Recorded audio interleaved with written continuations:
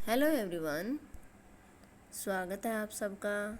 आज हम पढ़ेंगे पोषण के स्तर की लेवल ऑफ न्यूट्रिशन क्या होता है। पोषण के स्तर मतलब कि किसी भी व्यक्ति के स्वास्थ्य से है जो पोषक तत्वों की पूर्ति द्वारा बनता है। पोषण का स्तर मतलब दो तरह का होता है, एक उत्तम पोषण, दूसरा कुपोषण। अब देखते हैं कि उत्तम पोषण क्या होता है।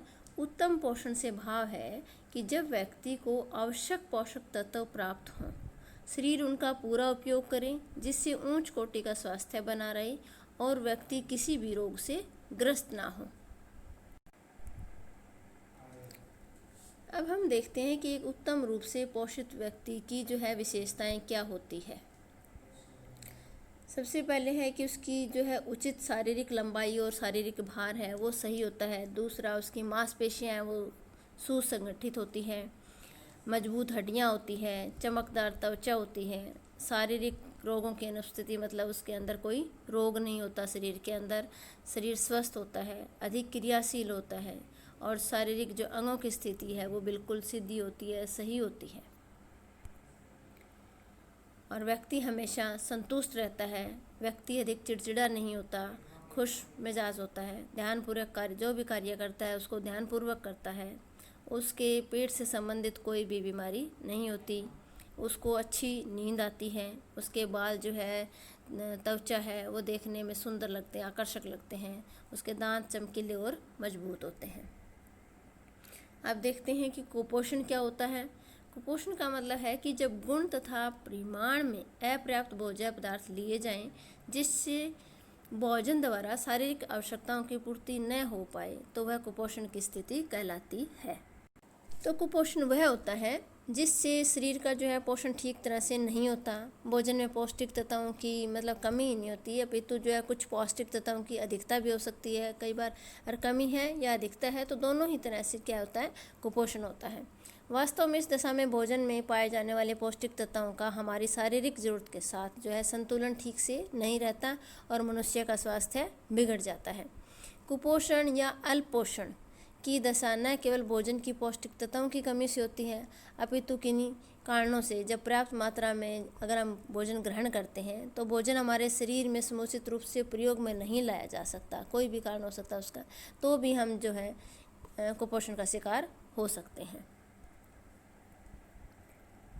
कुपोषण के क्या लक्षण होते हैं कि शरीर का जो आकार और आकृति होती है वो आवश्यकता अनुसार विकसित नहीं होती, वजन कम अथवा अधिक हो जाता है, मांसपेशियां असंगठित और विकसित नहीं रहती, त्वचा ढीली, पीली तथा झुर्रीदार दिखाई देती है, आँखों के नीचे जो है काले निशान पड़ जाते हैं, चेहरा जो है परेशानी तथा निरस्ता से भरा होता है, चिड़चिड़ापन, घबराहट तथा थकावट अनुभव करता है और उसकी जो नींद है वो अच्छी नहीं आती, मतलब पूरी नींद नहीं आती, गहरी नींद नहीं आती, भूख कम लगती है और जो पाचन सिस्टम है वो भी ठीक से काम नहीं करता, उसकी रोगों से लड़ने की क्षमता भी कम हो जाती है, होंठ सूख जाते हैं या होठों के कोनों पे मतलब सूजन आ जाती है, होठ फट जाते हैं, उसके ऊपर एक पपड़ी सी जम जाती है, जीभ में सूजन आ जाती है या जीभ लाल हो जाती है, दरारें पड़ जाती हैं या छाले हो जाते हैं जीभ के ऊपर, मसूड़ों में सूजन और खून बहना,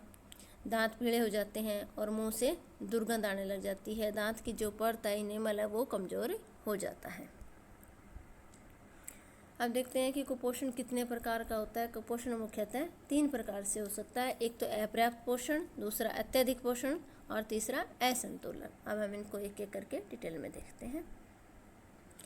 अपर्याप्त पोषण क्या होता है कि जब मनुष्य को उसकी शारीरिक आवश्यकताओं के अनुकूल उपयुक्त मात्रा से कम पौष्टिक तत्व मिले, जितने उसकी बॉडी को चाहिए उससे कम मात्रा में अगर पौष्टिक तत्व मिलते हैं तो उसको क्या कहा जाता है, अपर्याप्त पोषण कहते हैं। इसके परिणाम स्वरूप क्या होता है कि शरीर की जो अपेक्षित वृद्धि होती है या जो विकास होता है वो सही से नहीं होगा और पौष्टिक तत्वों की हीनता से जो भी मतलब हीनताजन्य रोग होते हैं वो भी हो सकते हैं। अत्यधिक पोषण क्या होता है कि जब मनुष्य को उसकी शारीरिक आवश्यकताओं के अनुकूल उपयुक्त मात्रा से जितनी मात्रा चाहिए उससे अधिक पौष्टिक तत्व अगर हम ग्रहण कर लेते हैं तो वो क्या कहलाता है, अत्यधिक पोषण कहलाता है। कुछ विशेष पौष्टिक तत्वों की अधिकता जो है हमारे स्वास्थ्य के लिए हानिकारक होती है। जैसे अगर विटामिन ए है, डी है, लोहा इत्यादि अगर हम ज़्यादा मात्रा में ले लेंगे तो ये हमारे शरीर को हानि पहुंचाते हैं। इनके अतिरिक्त मोटापा भी अत्यधिक पोषण का के परिणाम स्वरूप होता है। जो लोग मोटे होते हैं वो ज़्यादा खाते हैं, इसीलिए ज़्यादा मोटे हो जाते हैं। अत्यधिक पोषण जो है किन में होता है, संपन्न वर्ग के लोगों में ज़्यादा पाया जाता है। गरीब लोगों की अपेक्षा जो है रिच लोग हैं उनमें ज़्यादा, क्योंकि वो बैठे बैठे खाते रहते हैं, कोई काम होता नहीं है और फिजिकल एक्सरसाइज नहीं होती, और तो मतलब वो मोटापा बढ़ जाता है।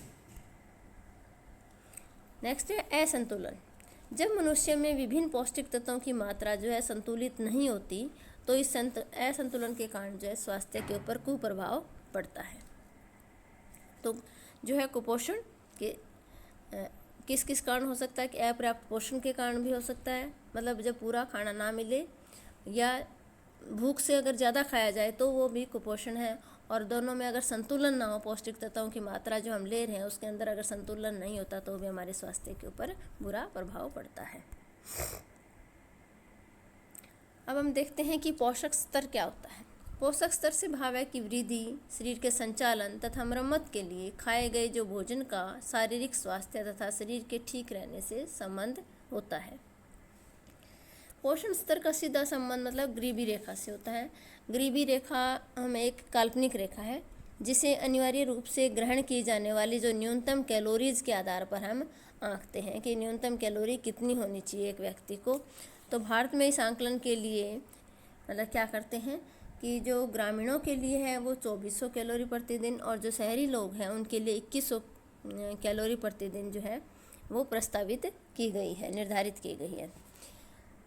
और कार्बोज, वसा और प्रोटीन जो है उनका अनुपात कितना होना चाहिए, 4:1:1 होना चाहिए। अगर मतलब जो हम कैलोरी ग्रहण कर रहे हैं, जो ऊर्जा ग्रहण कर रहे हैं वो कार्बोज से 4% ग्रहण करें, वसा से 1% और प्रोटीन से 1%। तो इनका अनुपात कितना होना चाहिए, ऊर्जा जो हम ग्रहण करते हैं कार्बोज, वसा और प्रोटीन का अनुपात 4:1:1 होना चाहिए। आर्थिक साधनों की कमी, अधिक सदस्यों वाले जो परिवार हैं तथा पोषण संबंधी अज्ञानता के कारण हमारे देश में जो है अनेक लोग गरीबी रेखा से नीचे रहते हैं, अर्थात उनके भोजन में कैलोरीज की जो पर्याप्त मात्रा नहीं होती, और न ही जो अगर हम लेते हैं कैलोरी तो उनका अनुपात सही होता है। ऐसे लोग जो स्वस्थ वातावरण में लगभग भूखमरी के स्तर पर ही रहते हैं, विभिन्न बीमारियों से ग्रस्त हो जाते हैं, इनकी आयु भी जो है अधिक नहीं होती, मतलब कम होती हैं, तथा मृत्यु दर जो है ज़्यादा होती है। कुपोषण के कारण इनका शारीरिक, मानसिक जो विकास है वो उचित नहीं हो पाता। इसके परिणाम स्वरूप कार्य क्षमता जो है सामान्य से कम रह जाती है, और परिणाम यह होता है कि वो अधिक गरीब हो जाते हैं।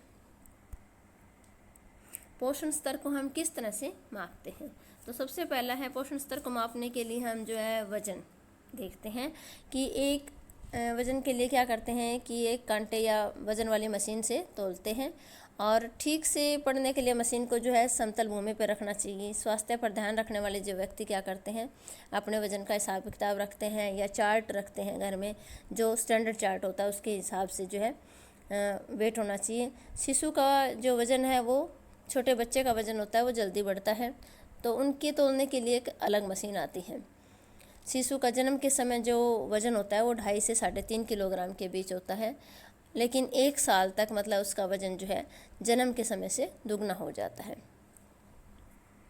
और पोषण स्तर मतलब वज़न की बढ़ोतरी से जाना जा सकता है कि अगर वज़न जो है बच्चे का है या बड़े का जो सही रूप से बढ़ रहा है तो उसका पोषण स्तर सही है। नेक्स्ट है ऊंचाई।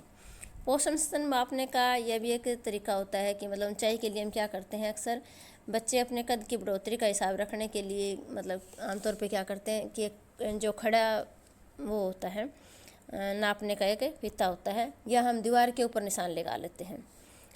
कद में कोई बढ़ोतरी ना होना मतलब विशेषकर किशोरावस्था में गंभीर रूप से लेते हैं। शिशुओं की लंबाई एक खास प्रकार के मतलब पैमाने से मापी जाती हैं। उनको घुटनों पर थोड़ा दबाव देकर टांगें सीधी की जानी चाहिए ताकि लंबाई जो है सही आए। कद में बढ़ोतरी शिशु के अच्छे पोषण स्तर का प्रतीक होती है। सिर, छाती, बाजू व त्वचा की परतों की माप भी शिशुओं व बच्चों के पोषण स्तर के माप के लिए प्रयोग की जाती है। नेक्स्ट है मनोवैज्ञानिक और मानसिक स्वास्थ्य। सुपोषित मतलब अच्छा पोषण जिसको स्तर वाले व्यक्ति की सामान्य दर से वृद्धि और विकास होगा। यह उनकी आयु तथा लिंग पर आधारित होता है। एक अच्छे पोषक स्तर के जो व्यक्ति में परिस्थितियों से जूझने की क्षमता अधिक होती है, वह स्वयंगात्मक रूप से भी स्थिर होता है। पोषण स्तर का पढ़ने की क्षमता के ऊपर भी बच्चों के असर पड़ता है। कोई अगर मतलब भूखा बच्चा है तो उसका पढ़ाई में मन नहीं लगेगा, वो ध्यान नहीं दे पाएगा। तो जिस बच्चे को उच्च स्तर के आहार की प्राप्ति होती है वह बीमारियों से भी मुक्त रहेगा और उसका पढ़ने में भी अच्छा मतलब मेहनत कर सकता है, दिल लगेगा। नेक्स्ट है दीर्घायु और मृत्यु दर। बेहतर स्वास्थ्य संबंधी सुविधाएं, स्वास्थ्य के प्रति जागरूकता तथा अधिक साधनों के उपलब्ध होने से जीवन की अवधि जो है वो बढ़ गई है। 1901 में जो पैदा होने वाले भारतीयों की औसत जीवन मतलब था वो 25 वर्ष थी, लेकिन 1980 में बढ़कर यह 57 वर्ष हो गई है। दीर्घायु की इस वृद्धि ने व्यक्ति के जीवन के उत्पादक वर्ष बढ़ा दी है, जिसका उनके जीवन स्तर भी बढ़ गए हैं।